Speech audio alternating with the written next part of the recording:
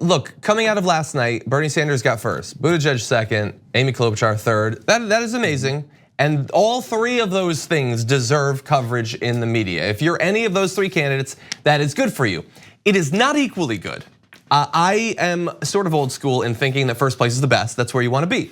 But you can cover all of that. But we know that the media has both in advance of his wins tried to sort of minimize how important it is for Bernie Sanders.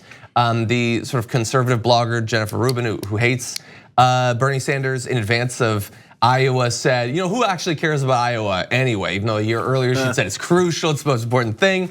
And so, look, I looked over some of the media after last night, and we got some things that are sort of mixed, like Sanders got what he needed from CNN Politics. Okay, that's fair. And they acknowledged, to their credit, that he won. That's good. They did portray Buttigieg's strong second. Now look, they put a picture of Bernie Sanders. That's good, and he did have a strong second. It was very close. Bernie was first, but it was a very close race. So that's fine. But and again, I don't want to stress any individual tweet or screenshot too much. But take a look at this. We'll talk a little bit about it. Reuters tweet: Pete Buttigieg finishes second in New Hampshire primary. Amy Klobuchar third, according to Edison Research. Live updates at. You don't need to know who got first. What's the difference? And look, it's not to say that Reuters didn't tweet other things or won't, or that on Reuters' ecosystem they won't acknowledge it. I'm sure they will.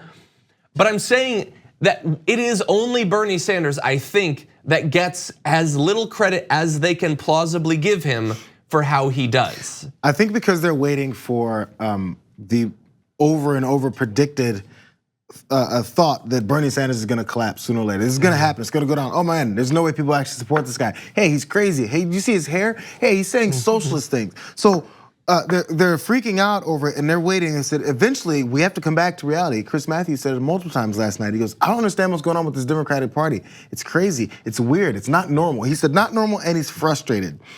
So normalcy is what they're looking for. Normalcy is, why would they follow this guy? So the not even fear, I don't wanna say the fear, but their worry about not coming out and saying what's happening so much is because they're like, okay, these are fantasies. Yeah, 2 states. Okay, sure. Eventually it's gonna fall apart, and we don't wanna be caught saying he's doing great when he's about to not do great. They're still expecting that. It's so frustrating because you take CNN or MSNBC, and they have a lot of people who are basically just actors who deliver lines or whatever, but they do have lifelong journalists. They do have people who have covered 5, 10 presidential campaigns.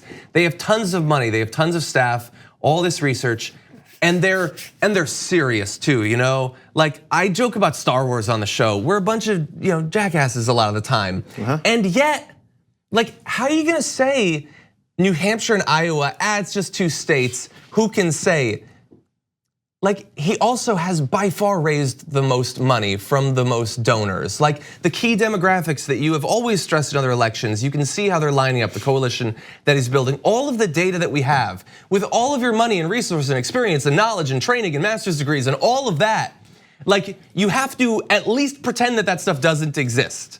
You won't actually say it because that will look ridiculous, but we're a stupid little internet show, but we can look to the data to learn something. And when you say, like Chris Matthews has been saying, I don't understand what's happening, that is not because it's not understandable. It's because you're not interested. They're not saying to people who are trying to make the case for Bernie Sanders, I don't understand. They're saying it to people who hate Bernie Sanders because they don't bring people who understand or work for or have covered Bernie Sanders on. And so is it any wonder that you don't understand when you're not doing anything a human being would do to understand literally anything going on in the world? Yeah, we bring up political degrees and people's years in the business and knowing what they're talking about. Hey, if you've been out of school, if you've been out of college for 20, 25 years, 30, 40 years for some of these people, and you had something you learned in a way that you approach things back in 1972, and now it's 2020, you're like, man, what's going on?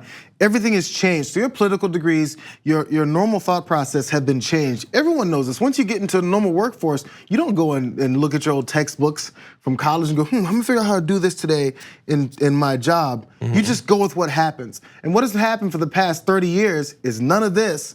So that's what we've learned. And even these professionals, they've learned someone who says they're a democratic socialist cannot win. Someone who goes after the rich folks who control politics cannot win. They don't know how, that's how it's always worked. So normal processes for a democratic election are just something we learned in school, and those are just fantasies. Yeah. The reality is rich people control things, and you have to make sure you go to the center. Now that that's not making any sense, everything they learned is no longer a reality to them. So now they're being flipped upside down on their heads. Yeah, and look, we're trying to be nice. We're trying to help. We'll see if they listen.